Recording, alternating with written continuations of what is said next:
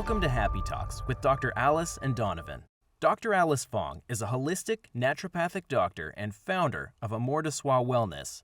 And Donovon Jenson is a software engineer and founder of HowToHappy.com. Together, they're out to cause more happiness in the world. Hello, everyone. Welcome to Happy Talks. My name is Dr. Alice, and this is Donovan. And today we are going to talk about bullying, because that's a common thing that we see in the online space lately. And it can really kind of wear you down after a while, and not just in the online space, but just out there in real life too. So Donovan, what are your thoughts about how people can handle and deal with bullying? Yeah, so as usual, I think it's something that the context matters a good amount. But at a more generic level, a lot of the times, especially now, the bullying is not physical in nature, or at least like proportionally. We see a lot more stuff online. Right. Even I would imagine in actual like life interactions, most of the time it's verbal. So it's less about like defending yourself physically, although for some people that may be a concern.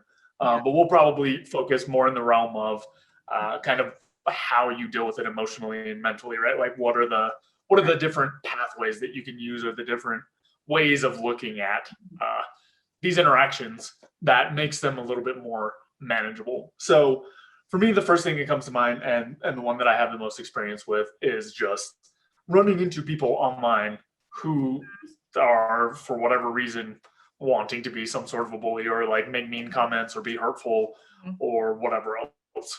And I think it's kind of a double-edged sword, right? Because if it's a relationship that's kind of been built out and it's constant bullying, which maybe we'll get into later,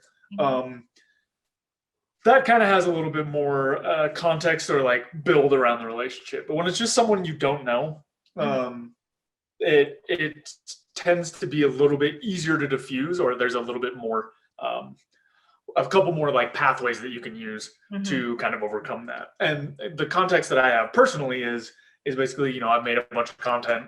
I've created music. I make videos on this type of content.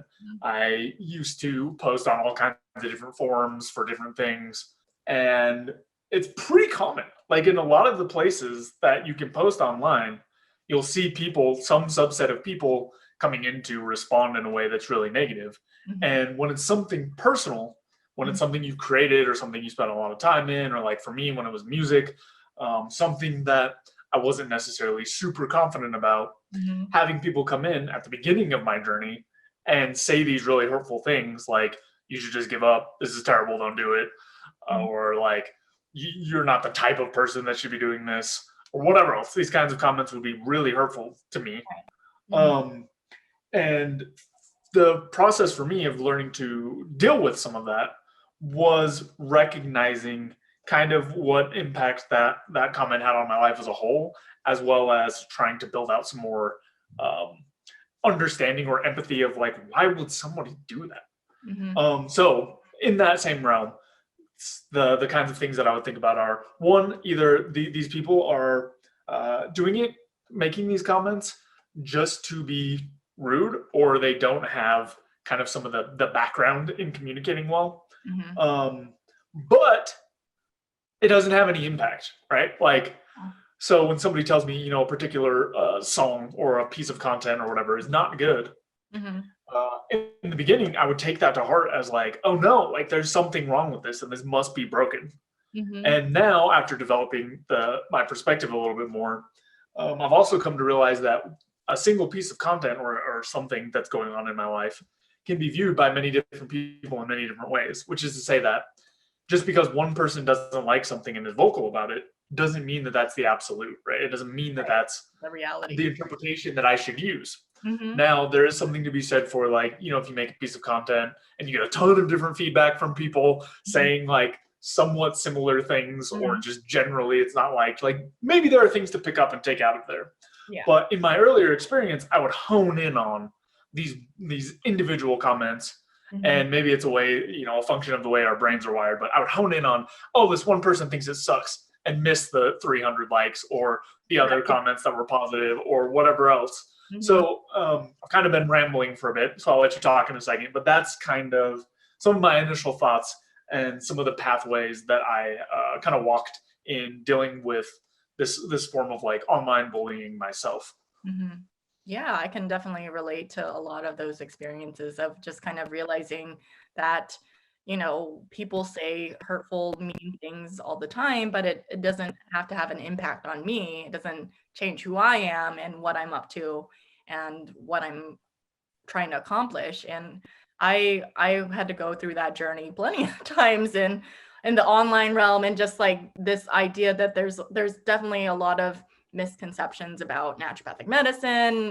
Been called a quack, you don't know what you're doing. It's like you don't, your medicine doesn't work. And then you're super dangerous. It's like pick one or the other. It's like it doesn't work. If it doesn't work, then how could it be super dangerous? Or it's just like all this negativity. And even when I just was recently launching some like Facebook ads, and then there's just like some mean comments, and it just kind of like, it's like, I kind of get this like, kind of like, kind of a thing. And just like, why do I even put myself out there? Why do I bother? It's kind of some of the dialogue that goes on in my head. But then I realize what helps me kind of just take a step back and look at like, the people that write such negative, mean, hurtful comments. It's like, they don't have anything better to do than write mean, hurtful comments. It's like, how is that productive to anything? If it's constructive feedback, totally open to hearing that.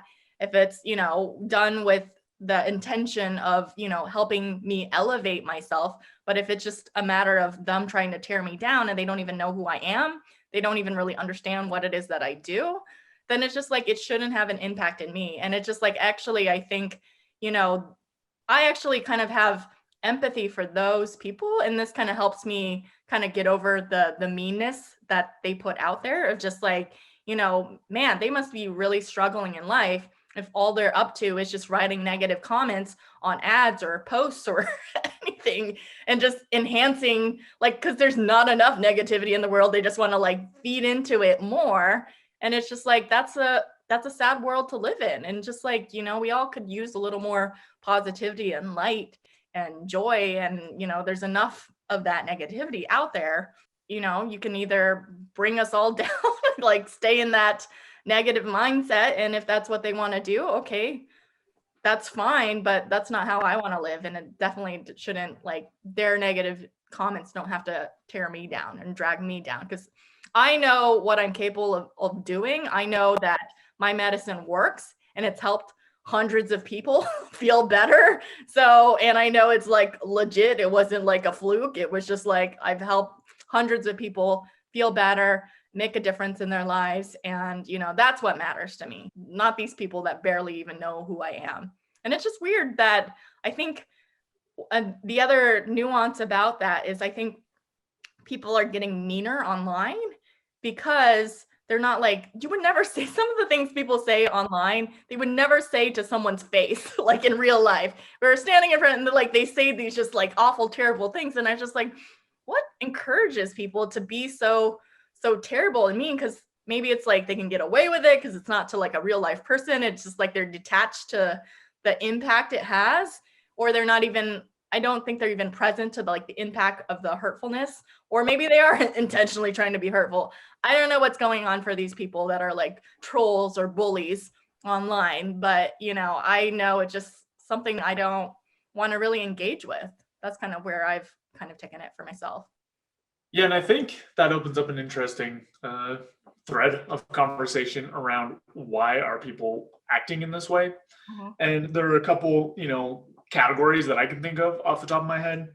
One, I think that's really common is people kind of having knee-jerk reactions to things and just saying the first thing that comes to their mind.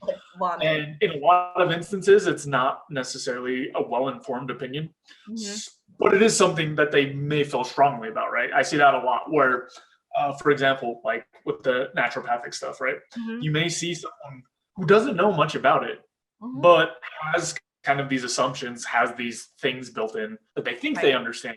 And then with that kind of weak understanding and the internet, right, where it's anonymous or close to, or there's no real face-to-face consequences, you can say like, oh, that's dangerous. where you may or may not know anything about the details. And this is a little bit different example, but before I got into software, I was kind of the same way in terms of, I'd have these projects I wanted to be built. And then I would be like, okay, I just need this simple button that does this thing. And people who knew what they were talking about would be like, that's actually really hard to do.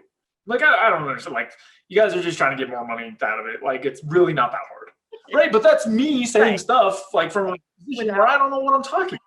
Yeah. And so I think that's one way that it comes out a lot, right? A lot of this like bullying or mean behavior comes out of these knee-jerk reactions to things where it's just at the surface level, not including any of the nuance. And you have the space now to easily say that without any real consequences, right? In a face-to-face interaction, you have to deal with the potential of the person reacting to you saying something, or kind of the effect on the relationship, or there may also be other people around. So that there's more that goes into it. I think that's one big one. I think another huge one is that there's a certain subset of people who enjoy, for whatever reason, getting a reaction out of people. So they're targeting their language in whatever way they can to actually hurt your feelings so that you'll react.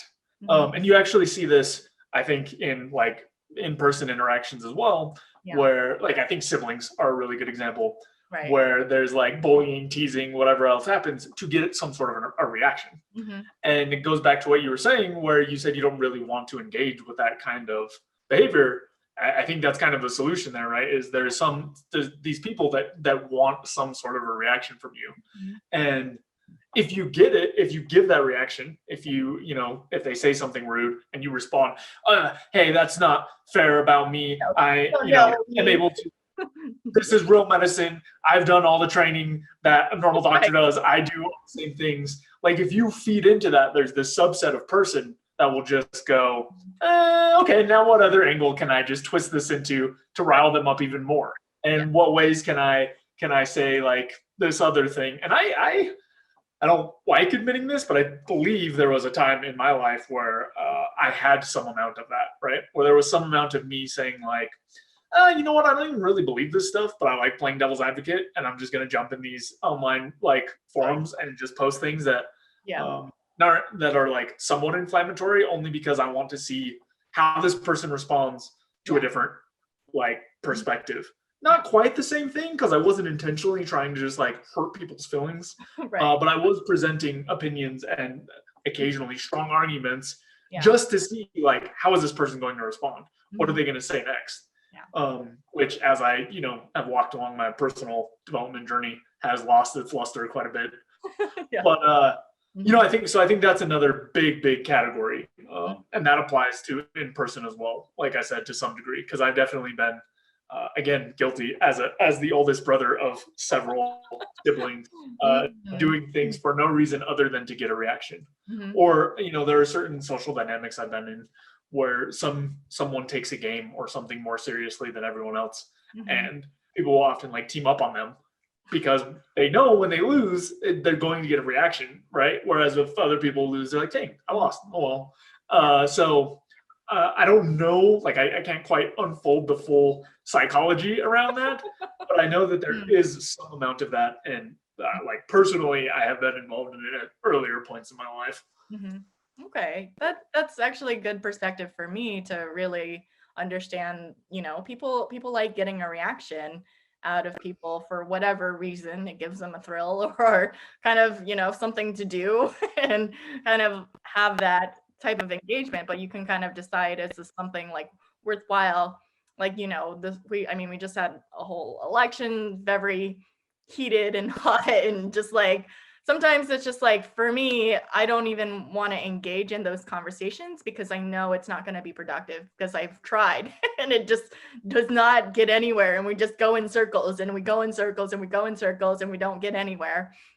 And so it's just easier sometimes to just not go there, especially when it starts getting like a little mean and really negative and kind of like name calling and attacking in a way where it's like, if you want to have like a productive, civil, friendly conversation, I'm open to that, absolutely. But it usually doesn't end up turning out to be that way. And it's just a matter of, how do I want my energy to like, do I want to be like distraught about this conversation, or do I want to just be like, they have their opinion. Everyone's entitled to their opinion. That's totally fine. And I have mine, and it's not going to change. So there we go. So we'll agree to disagree, I guess. Yeah. And I think that's one way to kind of look at or start parsing the conversations that are worth having and the ones that aren't, right? Yeah. Like the content versus the delivery or the form, right? And for me, most of the time, you can tell pretty quick based on sort of the frame that people are using, regardless of what the actual content is, the way that the conversation is going to go and whether or not it's worth engaging in some way. And most of the time, or at least what I see most of, it's not. It's like, it seems much more prevalent people interested in shouting their own opinion and thinking that in some way that will change other people's minds. And maybe that's because they're not well versed in the types of conversation or the sorts of tactics you need to actually change someone's mind. Maybe it's because they just feel like they're making the right choice, like rallying against something, some sort of like, this person is doing the wrong thing, I'm doing the right thing. Can't quite pinpoint exactly what the source is again, but I do think there is just a lot of conversations that are not worth engaging in and quickly devolve, like you were saying, into we're not even talking about anything. We're just like insulting each other, or this person is just like looking at random personal things about me and insulting me. And there's no fruits that are going to come out of the conversation. Yeah, no, absolutely. And I think to just touch on what you said about kind of how with online bullying, you have to kind of be present to, like, or just another strategy that I implement, and to not just engage, but actually to kind of turn the energy around and just kind of ask questions. I'm like, I'm like, why are you wanting to like provoke me? Like, what's that about? And just be curious to kind of like get them to what is going on, because they're expecting like a reaction when they're doing something mean or antagonizing you. But if you just kind of like roll with it, let it roll, not let it upset you, then that's where you kind of get your power back, in my opinion. Yeah, no, I totally agree. Like getting sucked up in the negative emotion, the frustration, the aggression, and pushing that back is a great way to launch that straight into the sky, like very, very high, very fast emotion. And the strategy that you mentioned, I think, is useful in two senses. In that it can help diffuse some of the aggression, and it also can help you kind of figure out the intentions or where the person is trying to go, because sometimes people can come across very strongly in a way that is hurtful, but don't necessarily have these negative intentions. Kind of like I was mentioning earlier, it's kind of this knee-jerk, hey, I need to say this, hey, like from what I understand from this naturopathic medicine stuff, like it's dangerous, right? Like this knee-jerk thing. And going one level deeper, which is just like you were saying, like asking a question, like, why do you believe that? Maybe, right? Like what makes you think that this is dangerous, as opposed to saying like, it's not dangerous and just butting heads. Raises the aggression levels. But just asking that question, you can see if the response is, well, I heard this thing, or I saw this thing. And then that opens a conversation. Whereas, you may also get the response of, I know it's dangerous because this, and this, and like, stop talking to me, or like, whatever, these more aggressive responses. You can kind of parse out, hey, is there space for this conversation here? Or is this kind of just a one-sided, like, I have this rant that I'm going to get off my chest and not open conversation at all? And it can help parse out, again, kind of the conversations worth having, and the ones that really are just a person who is going to be mean or bullying or whatever else. With no real intention of opening up. Yeah. And I definitely think, what happens is that people get so set into, like, they see their opinion, their perspective, and they believe it so strongly that they don't even realize that it's just a perspective and its opinion, and not necessarily like the reality of their situation. It's the reality for them, absolutely, but the reality of the situation, and maybe they're like using a lot of assumptions to fill it in, and depending on where they're at, they might not be willing to. It doesn't mean I'm not asking you to give up your opinion or your perspective. I'm asking you to like, hey, here's a different perspective. I'm not saying yours is right, mine is wrong, or mine is right, yours is wrong. It's just like, we can share different perspectives, and you don't have to agree with it. But if you're open to it, maybe it might expand your mind a little bit, possibly. And sometimes I've had like someone who was just blah, blah, blah, blah, and just like really inflammatory and just like upset and for whatever reason. And I was like, wow, I really got that.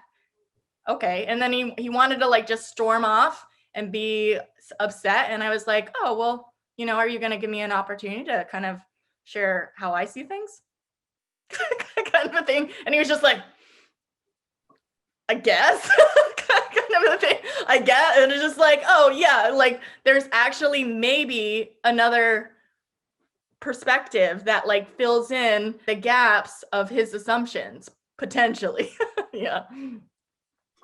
Yeah, it reminds me these kinds of interactions. It reminds me of there was a woman that I saw somewhat recently at just like a public place. Mm-hmm. And she was in some kind of a state, like some kind of super agitated, like she was laying on the ground in a public place, like eyes closed, sleeping, type of, well, not sleeping. She was definitely awake, but like just a somewhat strange behavior, right? And this little girl, like a family, and this little girl went up to her and was like, oh, kind of like looking at her, and then like giggled a little bit, and that just set this woman off. And I will not repeat all the expletives that happened, but it was just like, you think that's funny? Like, what's funny? What's funny about it? And then, the dad has to get involved because obviously this is a grown woman yelling at a small child. Yeah. And, the rest of the interaction isn't super important, except that, in that moment, I wasn't involved, but I was kind of thinking to myself, like, instead of this aggressive, like, wow, like what is, I need to like, somebody needs to get this woman to like calm down and shut up or whatever. I was thinking like, what is eating her up? Yeah. Like something is like, she was being so rude. She's bullying a child. Mm-hmm. And I was just like, what is going on mm-hmm. for that person? What is happening in their life that they're responding this way? Because this is so out of proportion to mm-hmm. what's going on. And like, I'm not advocating that the dad should have like said like, what's eating you up, because you have to like defend your small people. Yeah. But that there, I just felt so strongly there that like, man, there is something emotionally going on that like she's not going to get. She's not going to be able to open up to. But I wonder if that was a path that was available, right? Like if someone in a slightly different context had offered, like some sort of acceptance, kindness, openness, if there was space for that. I have no idea based on what I saw, but it's just, one type of interaction that I was like, this person is bullying, but there's something else happening. And if you can look for this other piece, this other path, this other just part of the human experience, just empathy, there might be something there. Who knows? Somebody could have said like, hey, like what's going on? Are you okay? Is there something I could do to help? She might have just went off again. But who knows? It is interesting to kind of just like look at interactions like that. Mm-hmm. Yeah, no, I've had similar experiences, and I agree that, hurt people hurt. And it's not an excuse to say that it's acceptable, but to just like have some understanding for when people are lashing out, being terrible, like way overreactive to the actual situation. Usually there is something they're dealing with in their life that would have them have such a major reaction to something so minute or small to the average person. And I've had that experience where like, I was selling a nightstand on Facebook, and I didn't give it to the woman, and she totally like went off on me, and I was just like, initially my reaction was like, oh my gosh, she's attacking me. I just was like, I need to block her. I cannot handle this. I'm just trying to sell a $15 nightstand. I don't really understand why this is like such a big deal that I'm not holding it for her. And what ended up happening after like a day, I just kind of decompressed. You know, there was someone else kind of in line ahead of her that said she was going to pick it up. She didn't ended up picking it up. So I was like, I was sitting with this nightstand and I was like, you know, I could just sell it to the next person that asked for it, or I could just like donate it so I don't have to deal with anyone. Or I could actually, it had me thinking, okay, what was that woman dealing with to have such a major, intense reaction at me over such a minute $15 nightstand? And so I unblocked her, and then I was just like, you know what? I'm sorry if I like offended you, or you felt like there was an injustice towards you.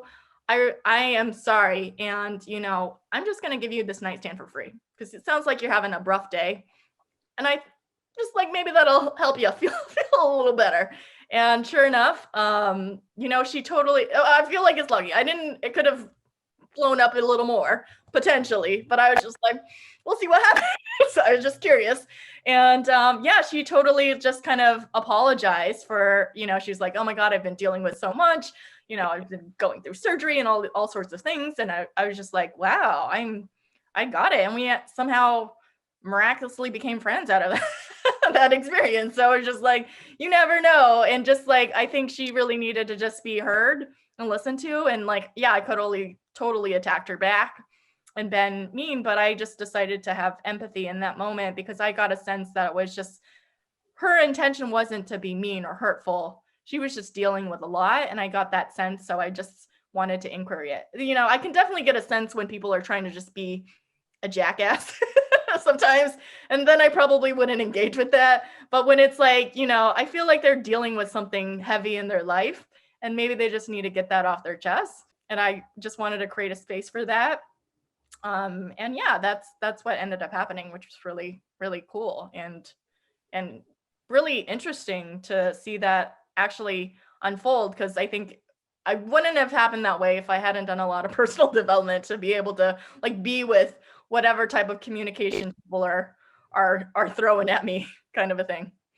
Yeah, I think that parlays nicely into a point that I wanted to touch on, which is there's kind of different levels at which you can respond to this type of thing, right? And if you're, I don't know, let's just say you're younger, right? Like someone relatively younger, having someone bully them online. Yeah. The first stage to me, the first step is kind of understanding how to not escalate the situation, right? The first step is, you know, not headbutting that aggression with more aggression, Right. because it will never produce anything. It doesn't make you feel better. Nothing happens. So to me, like kind of that first step is disengaging and just not finding a way out of the situation, whether that be blocking someone or leaving the conversation or going to different physical spaces or telling someone who can actually help you with that sort of thing, like if it's at work or school or something.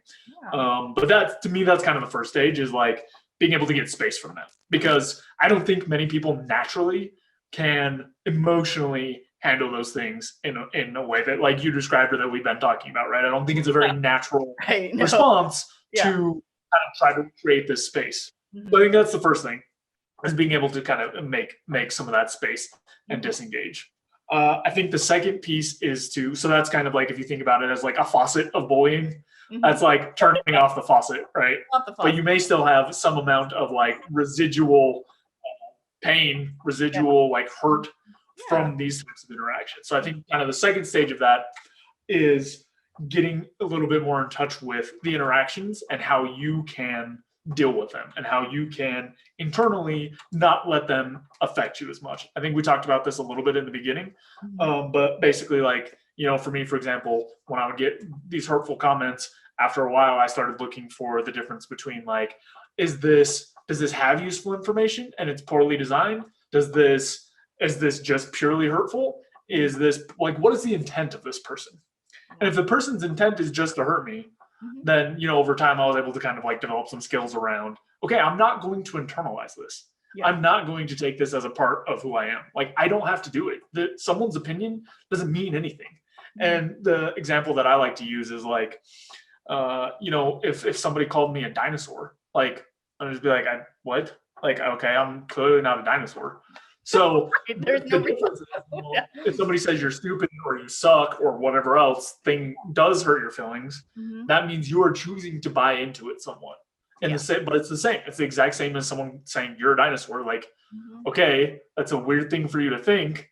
Like, in the same way, if someone says like you're stupid, you're whatever, like it's the exact same thing. You choose whether or not you want to buy into that idea because it's an external opinion. So that's kind of, that helped me a lot.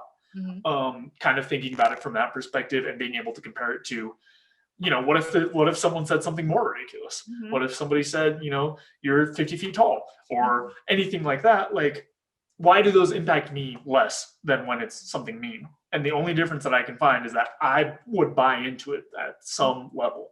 So that helped me a lot. Other things are kind of recognizing the social implications. This can be really different depending on the context. But you know, for me, with like content I made and comments, like these are just random people. There is nothing that comes from this. Again, it might be a little different if it's like work or school related. I don't have as much experience in that exact realm, or at least don't remember it because it's been too many years. But that, I think that's like the second stage, right? It's just kind of this internal, like making space or being able to kind of fend off, or again, going back to the faucet, right? We've turned the faucet off. I've got like some bucket full of water and draining out that. And then to me, the third stage is kind of what we've talked about before and spent some time on, which is if you have built up, you know, these other two tools really strongly, you can make space to kind of communicate with people to kind of siphon off some of the stuff that they're feeling and be a space for that. Like you were saying, you can't do it without a bunch of personal work, personal development. You can't do it without those first two stages. Definitely. But once you have kind of really built up those tools really well, and you can see things like, you know, probably you had tools for, okay, there's all this negativity, I'm just going to block it. Probably, it may have gotten to you like a tiny bit, but you were able to get, you know, over it really fast. So then that third stage is just kind of, you have this space if you choose to.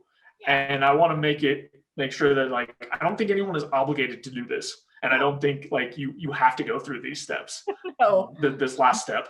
Right. The first two are important so that you can just like survive and get through things that happen to happen.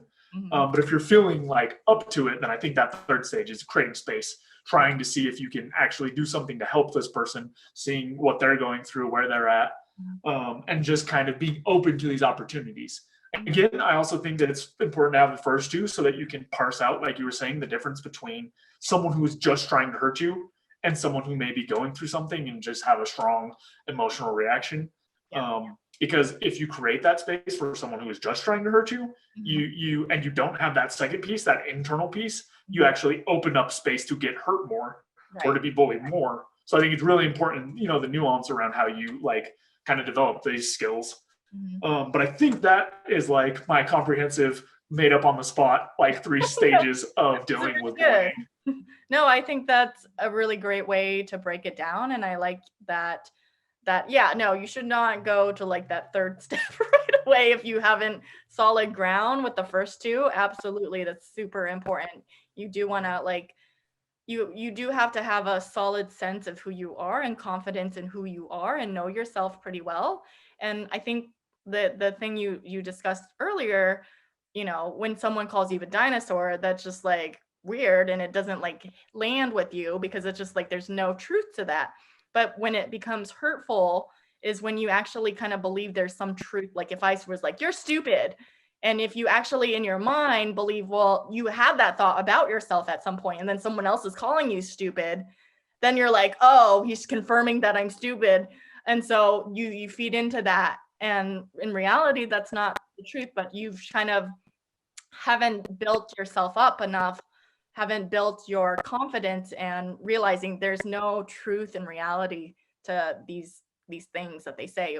It would be like saying you're a dinosaur and you would be like, okay, that's weird. And then just move on. You can just like brush it off. But when it's like something you believe a little bit yourself and someone else is like, yeah, getting on your insecurities, then that's where it's like, no, you got to continue to work on your own self-love and your confidence and get to that point where like it occurs to you when they say you're stupid, you can like roll it off like you're a dinosaur kind of a thing. And that takes something. It's not just like, yeah, it's super easy. When anyone calls me stupid, I just like, yeah, it's no, it's like, yeah, no, it takes work. It takes work on yourself and to do some self-discovery work and to, you know, build your confidence. And maybe that means going to a therapist or working with a coach. I don't know what that looks like for you, but, you know, you have to realize that people say things just to say things, and it doesn't mean anything about who you are.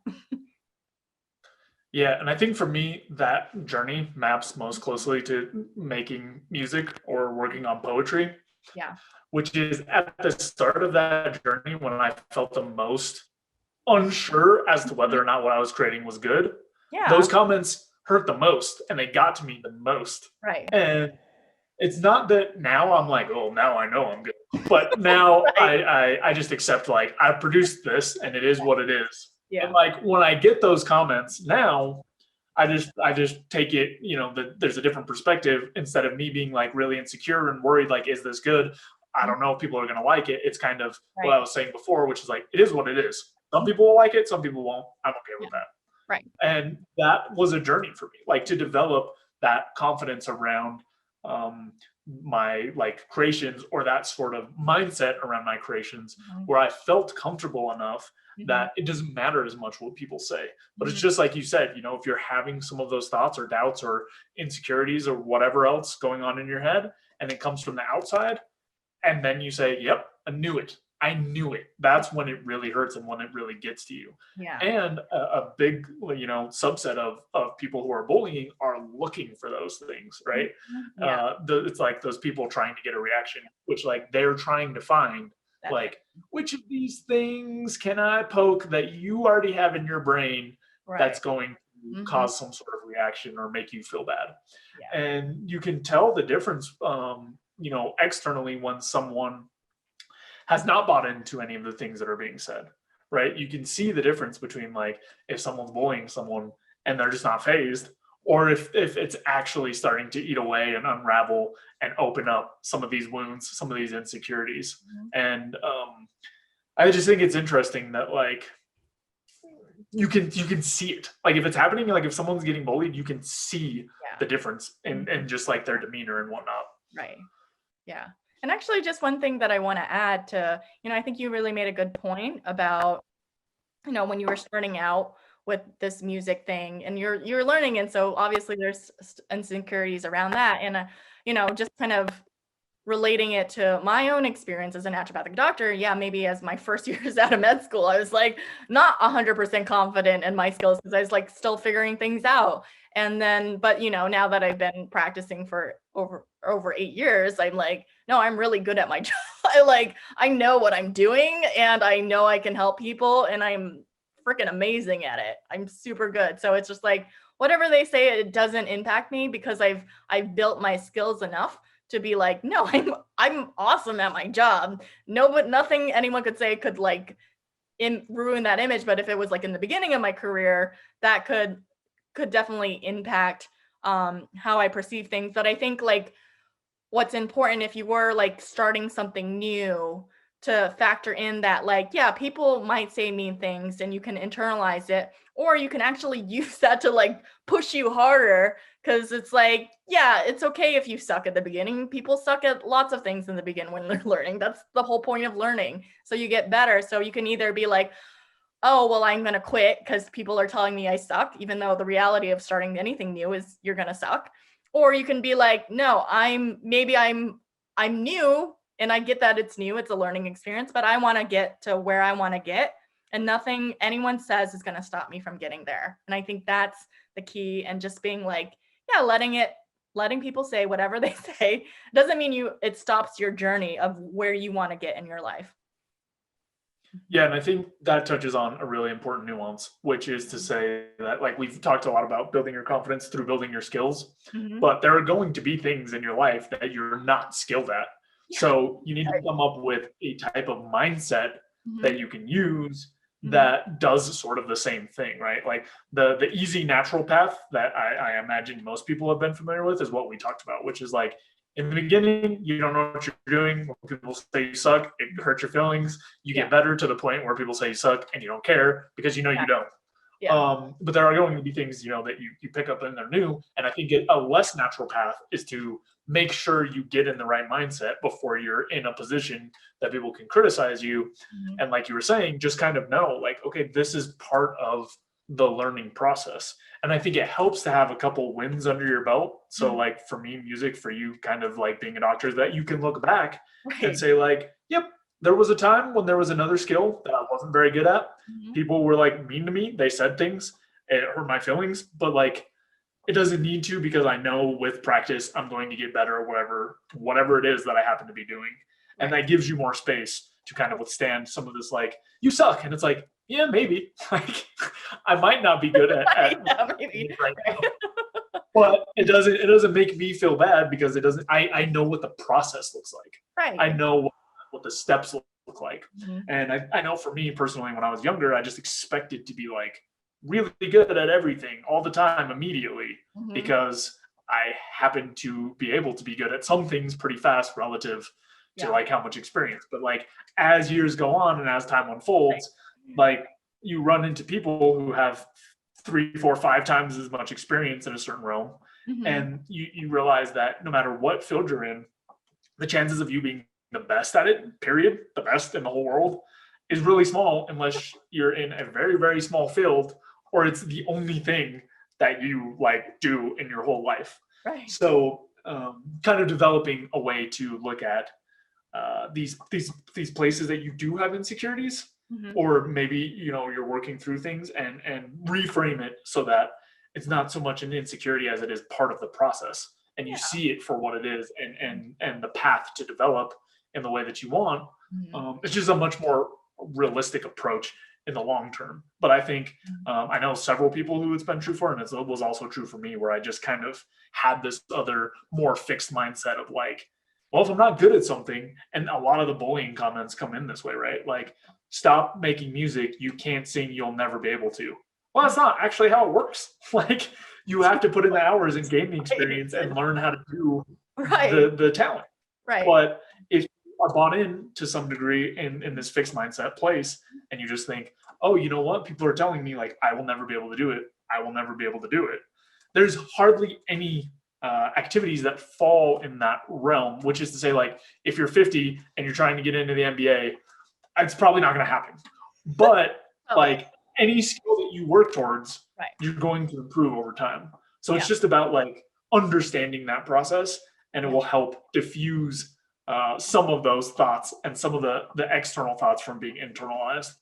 Yeah, no, absolutely. I think like separating out this fixed way of being, like, oh, if I'm trying to pick up running and I'm sucking at running, and I'm like, well, I guess I'm a sucky runner. And then I could be like, well, I guess I'm not going to run anymore. Or if I actually ran every single day for, a few months, and then like one day I'll wake up and I'm like, hey, I'm a runner. Cool. Just like it can happen. It's just like, you got to be diligent. You got to persevere through the hardships of learning and being awkward and sucking at it, and get there. If this is something that's important to you, and if it matters to you, then just like what people say is what people say. Don't let that impact, what you're going after in your life. Yep. And like I mentioned, I think you see the process a few times, and then you can actually, right? Like you actually, because like I said, I came from a fixed mindset, and I thought like, you're just good at stuff or you're not. Like, it just depends on what the thing is. Right. But like seeing the process for myself in my life, and also for other people, right? Seeing like, wow, this person put in a ton of work. They used to suck. Now they're better than me. Like, wait a minute, what happened? Like, this doesn't make sense. This doesn't jive with the worldview that I've constructed. And then, going back to the bullying piece, like once you see that process, then you create more space for yourself to be more resilient when people are critiquing you in certain ways, or if you're not at the skill level you want to be and people are making comments about it, you recognize that it's not this permanent thing. It's not this, oh, forever I won't be able to do this. Yeah, absolutely. Good point. Great. Well, yeah, I think we covered this topic pretty well. And unless you have any other thoughts or... Yeah, I think that pretty much covers it. Like, again, context matters. Kind of what relationships you have matter. I think mostly we focused on bullying from people you don't really know. If it's people you know, it falls more under like toxic relationships, and maybe we can talk about that at some other point. But for this type of interaction, it's really about getting grounded in yourself, figuring out how to turn that faucet off, block, like stop those from coming in. And then, if you want to or feel like super brave, make some space and try exploring to see what you can do for other people. I think that really, as far as I can think about bullying, covers. Good summary and in a nutshell. Well, great. Yeah. Thanks everyone for watching, and we'll see you next time. Thanks so much for watching. If you enjoyed this video, be sure to like it and then go and subscribe to my channel and ring the bell so you get notified when the next video comes out. And if you check out in the description below, go to my website where you can get my free fast and easy guide to stress relief. Thanks again for checking us out, and we'll see you next time.